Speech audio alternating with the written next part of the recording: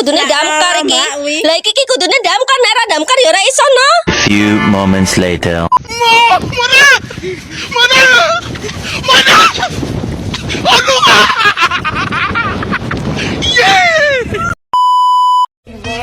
Just a feeling that I want you behind because it's something that is so just in my mind. I guess it goes that.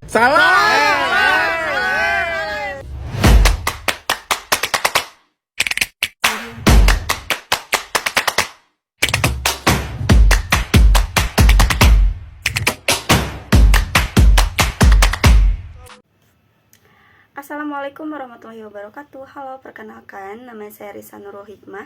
Saya dari Universitas Putra Indonesia, Fakultas Ilmu Komunikasi, semester 5. Di sini saya akan membuat video yang mana ini adalah salah satu tugas ujian akhir semester dengan mata kuliah Etika dan Hukum Pers. Langsung saja saya akan menjawab dari 5 pertanyaan. Yang pertama yaitu, jelaskan apa yang dimaksud dengan etika dan hukum pers. Berkaitan dengan etika, tentunya ada perilaku yang benar dan salah. Hal ini juga berlaku dalam etika pers. Etika ini turut membahas mengenai perilaku pers yang baik dan buruk, atau tingkah laku pers yang benar serta salah. Seluruh etika pers yang digunakan media massa saat ini bersumber dari pengetahuan tentang baik dan buruknya, atau benar dan salahnya suatu hal. Ukuran ini bisa dipahami dengan tepat oleh mereka yang terlibat secara langsung dalam dunia pers atau jurnalistik. Etika pers ini ditunjukkan untuk membantu pekerja media untuk menentukan apakah metode atau cara kerja yang digunakan sudah tepat atau belum. Hukum pers merujuk pada aturan dan peraturan yang mengatur kebebasan pers, tanggung jawab media massa, dan hubungan antara media dan masyarakat. Hukum pers bervariasi di setiap negara, tergantung pada sistem hukum dan nilai-nilai yang berlaku di masing-masing negara. Hukum pers pada umumnya melindungi kebebasan pers sebagai salah satu pilar demokrasi yang penting. Kebebasan serta mencakup hak wartawan dan media massa untuk mencari, menerima, dan menyampaikan informasi tetap tanpa campur tangan atau tekanan dari pemerintah atau pihak lain. Kebebasan pers juga melibatkan hak masyarakat untuk menerima informasi yang akurat dan beragam. Yang kedua yaitu apa urgensinya hukum pers dilakukan di negara Republik Indonesia. Hukum pers di Indonesia diatur hukum khususnya dalam Undang-Undang Nomor 40 Tahun yaitu tentang pers, disebut juga Undang-Undang Pers. Tidak seperti undang-undang pada umumnya, UU Pers tidak memiliki ketentuan peraturan pelaksanaan berupa peraturan pemerintah. Secara umum, fungsi dan peranan pers adalah sebagai media informasi, media pendidikan, media hiburan, sebagai lembaga ekonomi, dan sebagai media kontrol sosial.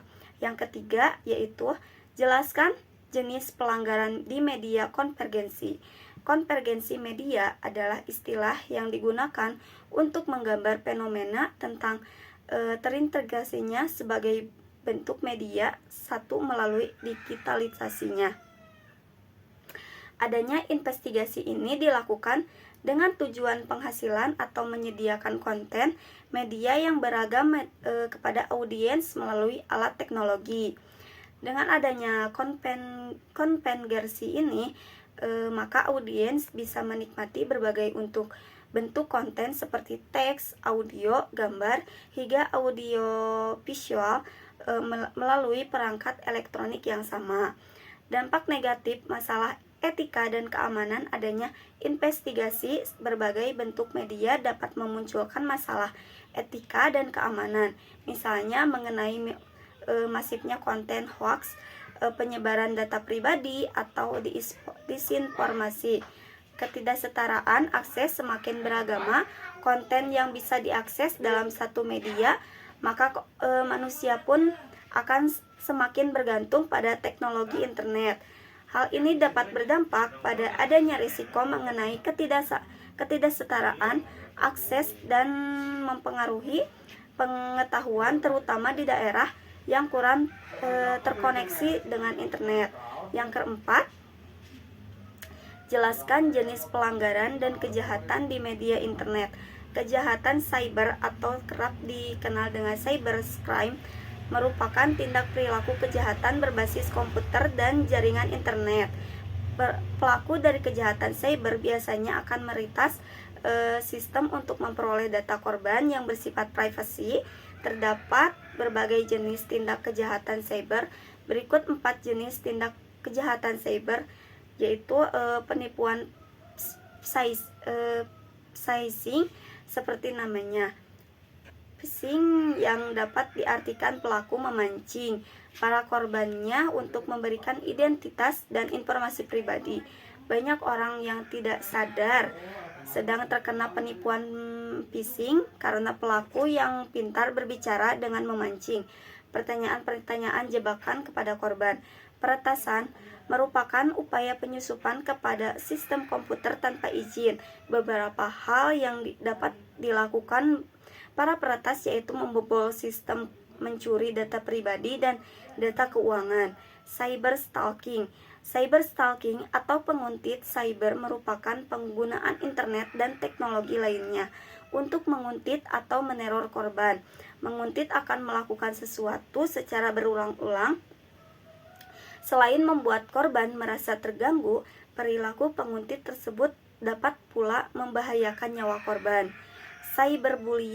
Cyberbullying merupakan perundungan atau penindasan yang dilakukan secara online melalui internet dan teknologi lainnya.